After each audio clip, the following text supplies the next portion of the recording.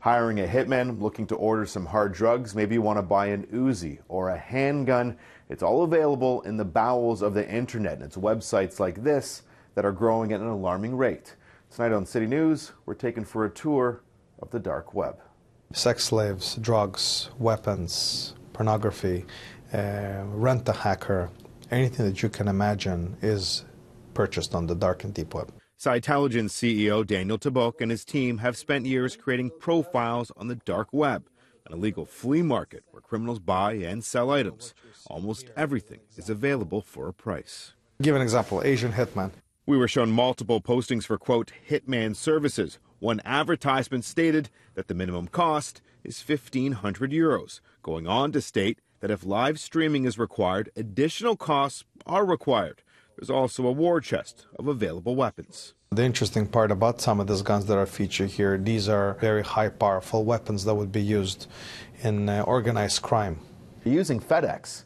Yes. To send illegal guns? They'll send it with a FedEx, they'll send it in pieces in different packages, so even when it's opened by a customs agent, they see that it's just one part. Also, recently there's been lots of transfers done by drones through the lakes. I think a lot of people might be shocked to hear that. Yeah, it's it's something out of a Hollywood flick, but with the access to new emerging technologies such as drones and their distance that they can travel, this has now become a reality. This definitely contributes to the gun problems that we're having. The list of drugs available reads like a grocery list. Cocaine, meth, prescription, speed, and pills are all available. 14 grams of pure cocaine. You look at their 5-star rating, that means people have commented about them and so on. Sadly, child pornography is also a popular commodity on the dark web. Tobok notes that they alert the authorities anytime they come across pedophiles. Today, we were only shown a select few illegal dark websites. The team at CityNews, whose clients range from large corporations to government agencies, is conscious not to blow their cover online. Some of our longest profiles have been there for 18 years in the dark and deep web. Discretion is key. Is there anything that can be done to stop the open trade of these guns and drugs, honestly? Unfortunately, not at this point. It's very difficult to zero in on the people behind the keyboard. And that's where the dark and deep web really lives. And the reason it's so powerful, it's very difficult. The mechanism of actually discovering who's behind the keyboard is near impossible. Ahead on City News, how much your Visa number could be worth online and the staggering amount of info that could be stolen from a simple email hack.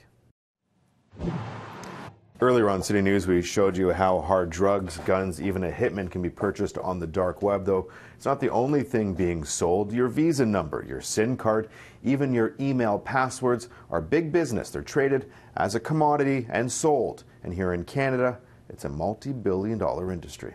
I don't think there's a single person in Canada today that can freely say with an open conscience that their information is secure. Considering the breaches that we have had over the past 2-3 years, from Equifax to Home Depot, when you look at some of the largest breaches out there that actually affected Canadians, you must have fallen to one of those buckets. In November, Marriott Hotel announced that its reservation system had been hacked and the personal information of upwards of 500 million guests, including the passport information of Canadians, may have been stolen. We reached out to the Privacy Commissioner today to ask how many Canadians had their personal information compromised as part of that breach. Citing privacy concerns, they declined to comment, though the personal information of Marriott guests is already appearing online on the dark web, according to CityNews CEO Daniel Tabok.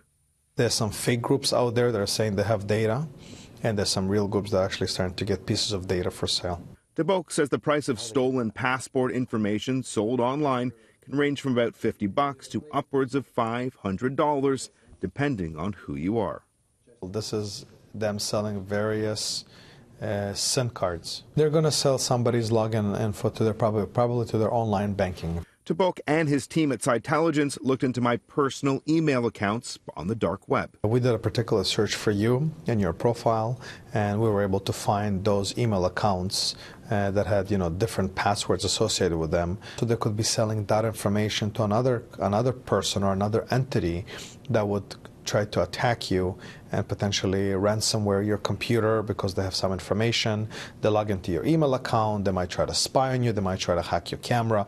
It's really just another gateway into another thing that can happen as part of the puzzle. Just simply one email address. One email. That's all it takes.